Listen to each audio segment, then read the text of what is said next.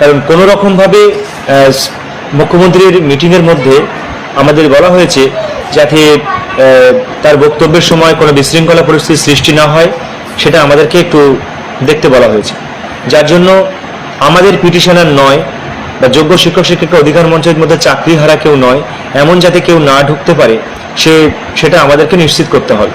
তার জন্য আমরা ঠিক করেছি যে আপনারা ভালো করে শুনিন, আমি পয়েন্ট করে বলছি, আপনারা যে পিটিশনার হয়েছেন সেই পিটিশনারের ডায়েরি নম্বর সংক্রান্ত কোনো একটা ডকুমেন্টস আপনারা আগামীকাল নিয়ে আসবেন।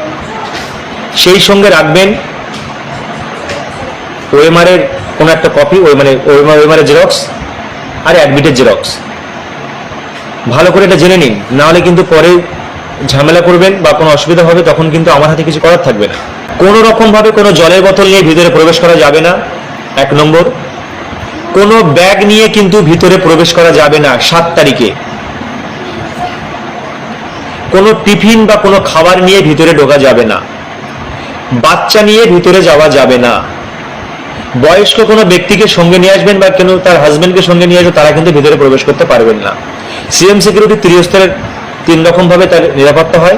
ফার্স্ট স্টেপ সিকিউরিটিতে সেটা আটকে দেবে, তারপর সেকেন্ড স্টেপ সিকিউরিটি ভিতরে থাকবে, আর থার্ড স্টেপ সিকিউরিটি থাকবে চিফ মিনিস্টারের সঙ্গে। এটা আপনাদেরকে বলে দিলাম। তাহলে জলের বোতল, কোনো সঙ্গে ব্যাগ, একমাত্র ছেলেদের ক্ষেত্রে ছোট পার্স যেগুলো প্যান্টের পকেটে ঢুকে যায় আর মোবাইল ফোনটা রাখা যাবে। কিন্তু অনেক সময় ম্যাডামরা ছাতা রাখার কথা ভাবেন বা ছোট ছোট ব্যাগ রাখার কথা ভাবেন। আমাদেরকে বলে দেওয়া হয়েছে যে ছোট কোনো ব্যাগ, সাইড ব্যাগ, হাতে রাখা ব্যাগ, এরকম কোনো ব্যাগ নিয়ে কিন্তু ভিতরে ঢুকতে দেওয়া যাবে না।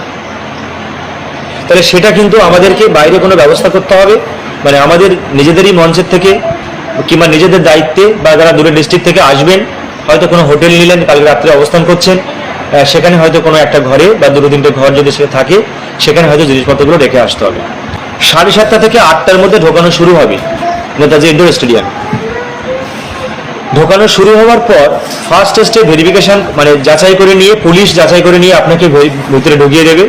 দেওয়ার পর তার ভিতরেই জলের বোতল এবং টিফিন এবং খাবারের সমস্ত ব্যবস্থা থাকবে।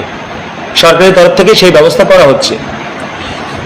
টয়লেট বা বাথরুমের ব্যবস্থা ওখানে থাকবে, সেটা নিয়েও কোনো রকম কোনো সমস্যা হবে না। টয়লেটের ব্যবস্থা থাকছে, খাওয়ার ব্যবস্থা থাকছে, জলের বোতলের ব্যবস্থা ভিতরে থাকছে। 10:30টার মধ্যে সবাইকে লাঞ্চ বা যে টিফিন যেটা দিল সেটাকে আপনাকে কমপ্লিট করে নিতে হবে। 11টা থেকে 11:30টার মধ্যে যখন মুখ্যমন্ত্রী বেরোবেন যখন বাড়ি থেকে, তখন একটা অ্যালার্ট দেবে। তারপর মুখ্যমন্ত্রী ঢোকার 8 ঘন্টা আগে থেকেই সবাইকেই কিন্তু নিজের চেয়ারে বসে পড়তে হবে, কোনো রকম নড়াচড়া করা যাবে না। যে কোনো অড পরিস্থিতির সৃষ্টি হলে, কোনো বিশৃঙ্খলার সৃষ্টি হলে পুলিশ তাকে তুলে নিয়ে অ্যারেস্ট করে নিয়ে যাবে। এমনও হয়েছে যে কোনো একজন চেয়ারম্যান বা কোনো ডিস্ট্রিক্টের কোনো চেয়ারম্যান, তাকেও কিন্তু পুলিশ অ্যারেস্ট করে নিয়েছে। সিএম সিকিউরিটির ব্যাপারটা হাই সিকিউরিটি থাকে, যেটা আমাদেরকে জানানো হলো, সেটাই আমি কিন্তু আপনাদেরকে বলছি। তারপরে 1:30টা পর্যন্ত, মিটিং শেষ না হওয়া পর্যন্ত আপনারা কিন্তু কেউ বাইরে বেরোতে পারবেন না। চিফ মিনিস্টার, মুখ্যমন্ত্রী বেরিয়ে যাবেন, বেরিয়ে যাবার পর 10 মিনিট পর তারপরে গেট ছাড়া হবে, তারপরে আপনারা বাইরে বেরিয়ে যাবেন। তাহলে 10টায় ভিতরে ঢুকবেন, 10টা বলছি না, মানে 10:30টার মধ্যে, 10:15-20 মধ্যে মোটামুটি আমাদের বলা হলো সব ঢোকা কমপ্লিট হবে সবাইকেই, যারা ভিতরে ঢুকবেন। আর সেখান থেকে 1:30 পর্যন্ত, 1:30 পর্যন্ত কেউ কিন্তু বাইরে আর বেরোতে পারবেন না। তাহলে মূল আমি এই পয়েন্টগুলো আপনাদেরকে বলে দিলাম। জলের বোতল, টিফিন, খাওয়ার, বাচ্চা নিয়ে ভিতরে প্রবেশ করা যাবে না, বা একজনের পাশ অন্যজনকে দেওয়া যাবে না। এবার আমি আর কিছু পয়েন্টে আসি। সেটা হচ্ছে কি, আমি খবর পাচ্ছিলাম যে টেন্টেড ক্যান্ডিডেট একটা ঝামেলা করতে পারে, এবং কিছু জায়গা থেকে আমার কাছে ফোন এসছে, খবর এসছে, এবং আমি এটাও শুনছিলাম যে কিছু টেন্টেড নাকি আগে থেকে পাস পেয়ে আছে। মেয়রও আমাকে একটা খবর, অনেকেই আমাকে বলেছে যে খবরগুলো নাও।